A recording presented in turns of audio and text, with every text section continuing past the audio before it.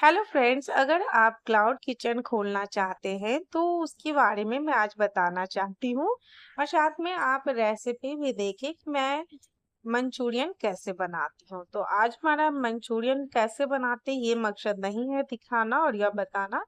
बस मैं चाहती हूँ कि आप लोग जब क्लाउड किचन खोले तो छोटी छोटी बातों का ध्यान दें। जैसे मैं भी पहले जब शुरुआत की थी तो मुझे काफी दिक्कत आई थी, लेकिन मुझे खोले हुए काफ़ी टाइम हो गया है, 2.5 साल के लगभग हो गया, तो मुझे काफ़ी सारा एक्सपीरियंस मिला, ऊँच-नीच कुछ समझ आई, तो सोची चलो मैं आप लोगों के साथ अपने एक्सपीरियंस को शेयर करती हूँ। तो क्लाउड किचन चलाने से पहले तो सबसे पहला काम होता है, आप किस एरिया से हैं और उस एरिया में क्या डिमांड है। पहले आप ये देखें वहाँ पे कैसे लोग हैं, वहाँ पे क्या स्टूडेंट एरिया है या रेसिडेंट एरिया है। तो ये आपको पहले एरिया आपको देखना होगा। वहाँ पे लोग क्या खरीद रहे हैं ज़्यादा, वो देखना होगा। उसके बाद उसके हिसाब से ही आपको अपना मेनू डिसाइड करना होगा। आप मेनू डिसाइड कर ले कि वहाँ पे ये ज़्यादा बिक रहा है, तो जैसे हमारे एरिया में ज़्यादा डॉक्टर्स हैं और हॉस्पिटल है और साथ में कुछ सर्विसमैन जो कि काफ़ी रेंट पे लोग आके रह रहे हैं, उस टाइप से हमारा एरिया है। तो हमने उसके हिसाब से मेनू डिसाइड किया और यहाँ पे लोग अच्छी क्वालिटी के खाना ज़्यादा लोग लेना पसंद करते हैं। तो मैंने उसके हिसाब से अपना मेनू सेट किया। यहाँ पे मेनू सेट किया, पहले हम बनाए तो उसमें पराठा आइटम ज़्यादा रखे क्योंकि लंच टाइम ज़्यादा हमारा पराठा बिकता। तो जैसे हम आलू का पराठा रखे, सत्तू पराठा, पनीर पराठा और मिक्स वेज पराठा, चीज़ पराठा, ये सब ज़्यादा हमारा बिक रहा था। उसके बाद हम कुछ दिनों तक पराठा रखे, फिर उसके बाद हम देखे कि और लोग क्या डिमांड कर रहे हैं, उनसे बात की कि और आप लोग क्या खाना पसंद करते हैं। तो हमारा बातचीत के दौरान काफ़ी सारा सॉल्यूशन भी मिलता है। फिर हमने थाली अपने मेनू में ऐड किया, तो थाली मेनू में ऐड हो गया। फिर उसके बाद चलिए ये तो आपका हो गया, फिर आप प्राइस कैसे सेट करें ये भी बहुत बड़ी मायने रखती है, क्योंकि आप किसी सामान को कितने में खरीद के लाते हैं और कितने में बेचते हैं और कितना आपको बचता है, ये तो सबसे बड़ी बात है। जैसा हमारे यहाँ आलू पराठा लगभग इस तरह से हमने पराठे का पहले मेन्यू सेट किया, उसके बाद धीरे धीरे आगे बढ़ते गए और रहती है बात कि अब दाम क्या रखे और क्या आपको बचत होगी उसमें। तो दाम आप अपने जितना आइटम यूज किया है उसका एक एक रुपया आपको पहले जोड़ना है। उसके बाद उसके ऊपर आपका मेहनत जितना किए हैं वो उसके दाम भी जोड़ना है।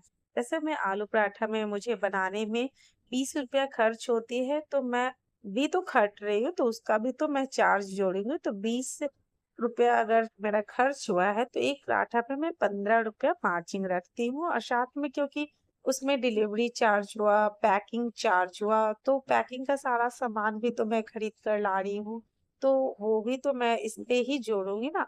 जैसे आलू लाए, टमाटर, प्याज जो भी लाए, आप उसका एक एक रुपया जोड़िए। उसके बाद इसमें गैस कितना खत्म हुआ, बिजली कितनी खत्म हुई और पैकिंग का जो डब्बा है आपका वो कितने का है। आप जो खाना डिलीवर करवा रहे वो अगर कोई देने जा रहा है तो आप उसको भी सैलरी देंगे। तो हर एक चीज को पहले आप जोड़िए। उसके बाद आप जो दिन में एक पराठे को बनाने में 10 मिनट का टाइम ली, तो 10 मिनट का भी टाइम हम जोड़ेंगे।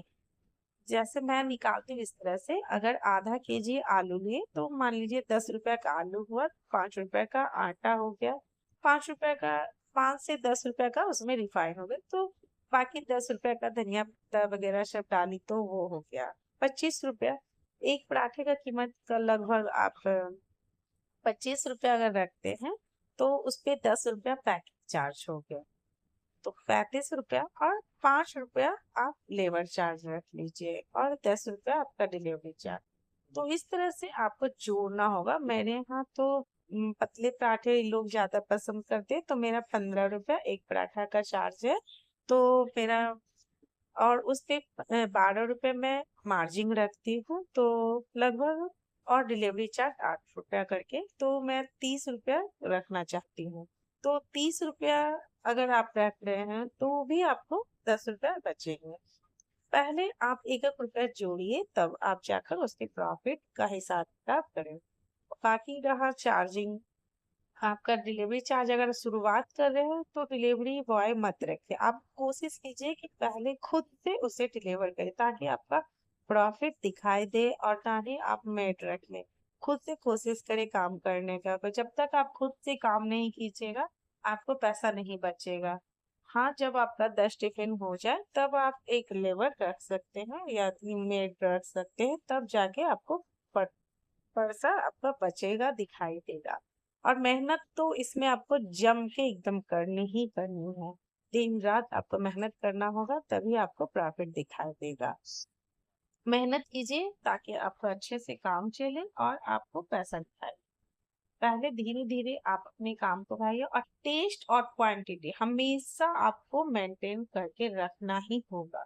हर हाल में आपको टेस्ट, क्वांटिटी जो आप दे रहे वो कम कभी नहीं होनी चाहिए। जैसे आप शुरुआत में दे रहे हैं, आपको आखिर तक वैसा ही देना होगा। क्वांटिटी में कोई कॉम्प्रोमाइज नहीं करें, क्योंकि लोग आपके खाने का टेस्ट और क्वांटिटी, क्वालिटी दोनों